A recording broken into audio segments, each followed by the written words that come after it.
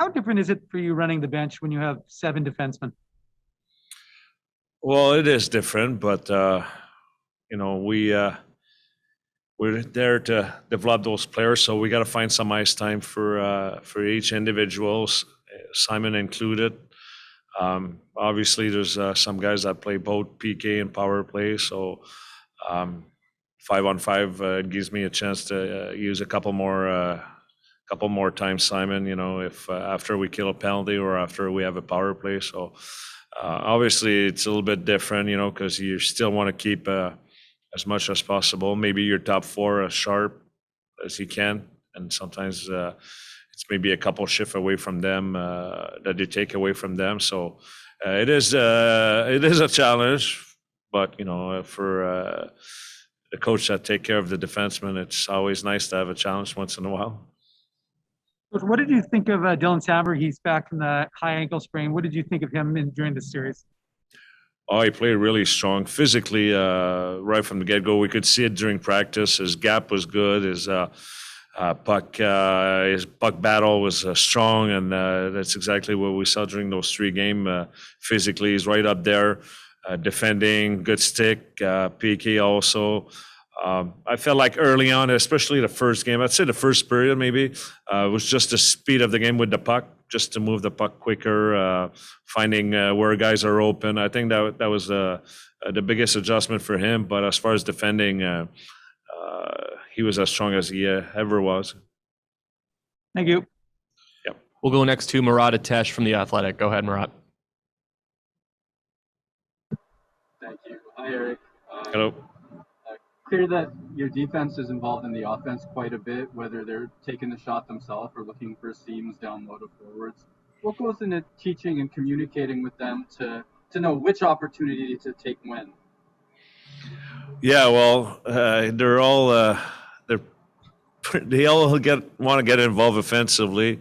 You know, that's their identity. You know, pretty much all of them except maybe Sandberg or Jimmy O'Lingy. But even Covey likes to get involved offensively. So, yeah, for me, it's just about teaching them when to go, when to force things, when to not force things. You know, it's reading plays in the offensive zone, reading plays on breakout. You know, there's some reads, but there's some routes to follow, and you know, and so there's a lot of details to be able to be a good offensive defenseman. It's not just about rushing things and taking good shot from the point, but there's reads, there's situation, there's who's got the puck, whether the forward's on his backhand or forehand.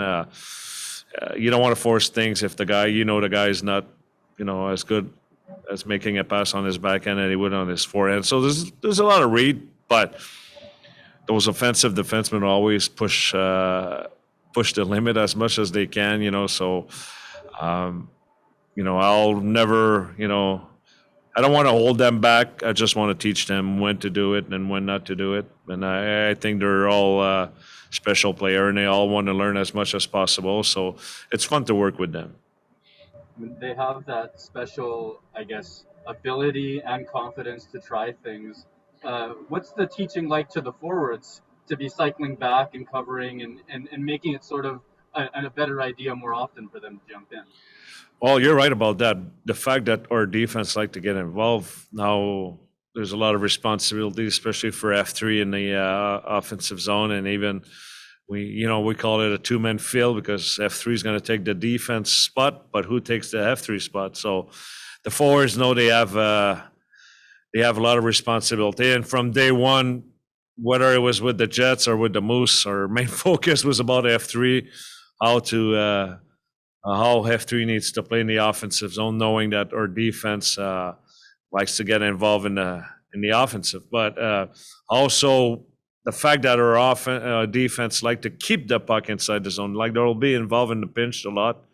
Their gap is really good in the offensive zone. So it allows us to stay in the offensive zone, but you know, if we want to stay in the offensive zone, then F3 and F2, they got some responsibility. So, like I mentioned, from day one, that was our main objective as far as teaching our system It's the same thing with the Jets, and I'd say most of our video so far this year has been around F3.